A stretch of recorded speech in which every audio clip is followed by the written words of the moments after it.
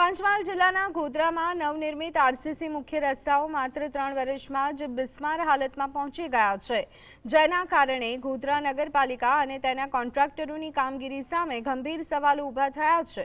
આ મુદ્દે લોકહિત જાગૃત યુવા ફાઉન્ડેશન ટ્રસ્ટના સભ્ય સોહેલ બોકડાએ રજૂઆત કરી, જેના પગલે ગોધરા પ્રાંત અધિકારીએ નગરપાલિકાના 3 કોન્ટ્રાક્ટરો અપૂર્વ કન્સ્ટ્રક્શન બાયડ શોએબ બકર અને એવાય ફોદાનાઓને ગુણવત્તાયુક્ત રસ્તાઓ નવેસરથી બનાવવાનો હુકમ કર્યો છે।